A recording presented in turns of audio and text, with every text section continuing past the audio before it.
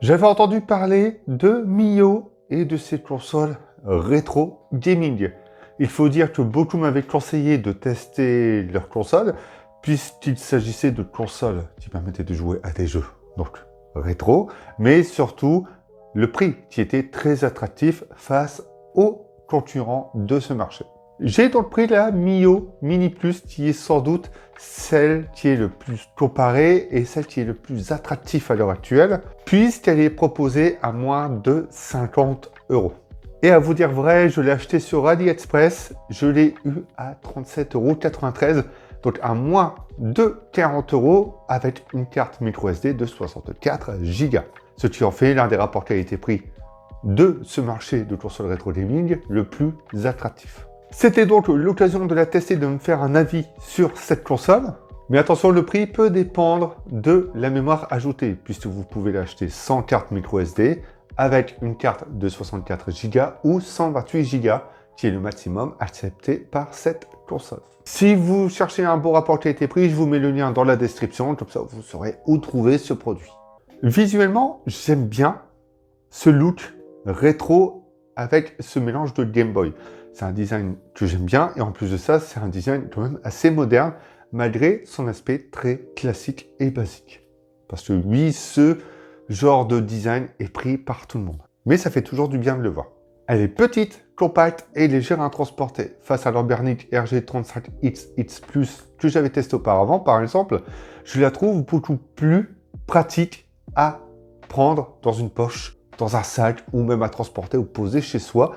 Elle ne prend pas de place du tout, elle n'est pas encombrante. Après, c'est pas les deux mêmes types de consoles ni la même puissance, mais dans les faits, c'est pour donner un aspect visuel des deux produits. Elle est très pratique à tenir en main, puisque son format, encore une fois compact, permet de ne pas être ultra gênant. Par contre, on y reviendra après, c'est plus sur la façon de jouer, qui peut ne pas être adapté à tout le monde. L'autre point fort est que je l'ai reçu avec une housse de transport, ce que ne font pas d'autres marques, encore une fois par exemple, et qui fait plaisir pour la protéger lorsqu'on la range quelque part. C'est un petit geste commercial qui est toujours sympa à prendre, qu'importe le produit que l'on achète. On a donc un écran IPS de 3,5 pouces, 128 MO de mémoire, extensible via carte micro SD jusqu'à 128 Go. Elle tourne sous Linux et elle n'a pas de menu en français mais en anglais. Si vous souhaitez mettre un autre launcher, vous pourrez le faire si vous vous y connaissez plutôt bien dans ce milieu. On a un port USB type C pour la charge, un port jack pour y brancher un casque ou des écouteurs.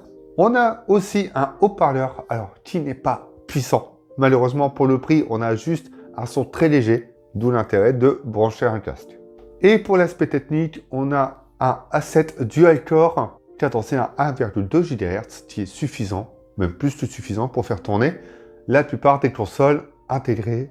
Il y a aussi dans la boîte un câble USB type C qui permet donc de recharger la console et surtout une petite clé USB qui sert pour les transferts sur la carte micro SD. C'est un adaptateur micro SD vers USB pour être connecté beaucoup plus facilement au PC et pouvoir y transférer vos jeux ou modifier quelques petites choses.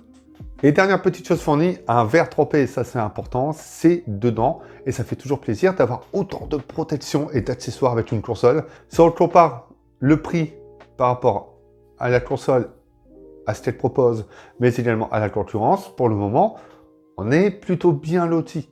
Sinon, le plastique de la console est de qualité. Bon, on n'est pas sur un truc hyper premium non plus, mais en main, ça fait penser au plastique de la Game Boy, donc ça fait plaisir d'avoir ce côté retour en enfance, ce côté rétro entre les mains.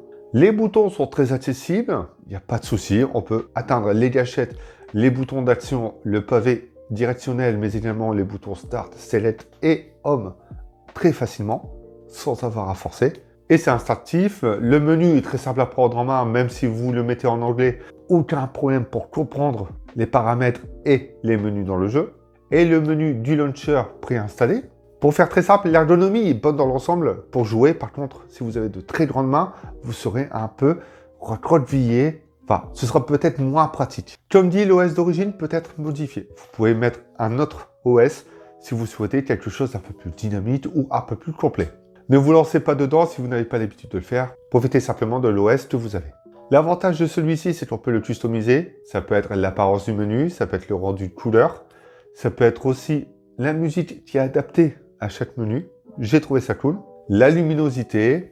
Il y a aussi un accès au Wi-Fi. Et pour l'affichage, on peut changer la saturation, le contraste, le taux de luminosité, etc. Enfin bref, c'est quand même pas mal d'avoir tout ça sur cette petite console.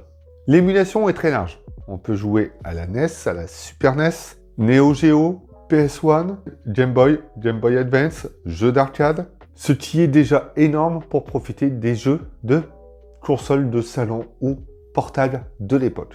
Et c'est cet avantage de pouvoir profiter à une multitude de jeux avec un seul petit objet qui tient dans une poche. La plupart des jeux préinstallés, si vous décidez de prendre une carte mémoire, ne seront pas forcément en français. Beaucoup seront en anglais, au minimum. Mais vous pourrez toujours télécharger les jeux en français et les installer dans la carte mémoire. Mon conseil est de respecter les dossiers que vous avez créés pour pouvoir retrouver ou charger les jeux.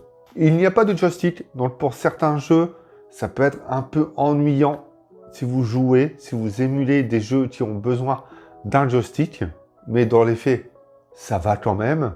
En tout cas, après avoir joué aux jeux PS1 et jeux les plus lourds proposés par cette Mio Mini Plus, je n'ai eu aucun taux de latence, les chargements se font rapidement, c'est fluide dans l'ensemble, enfin bref, je n'ai eu aucun problème d'émulation avec cette console et les jeux les plus lourds intégrés.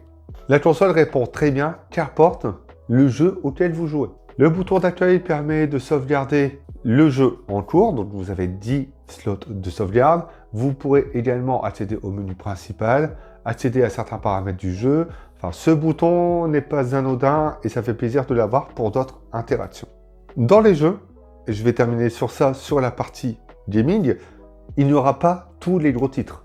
Ça veut dire que dans certains émulateurs, vous n'aurez pas de Zelda, vous n'aurez pas de Mario ou de Pokémon. Ou alors, ça dépendra des consoles et des jeux préinstallés. Je ne sais pas si c'est fait de façon aléatoire, je ne sais pas si c'est déjà des cartes préfaites qui seront vendues ensuite avec la console, mais dans tous les cas, ne vous attendez pas à avoir tous les plus gros titres, il faudra les télécharger vous-même.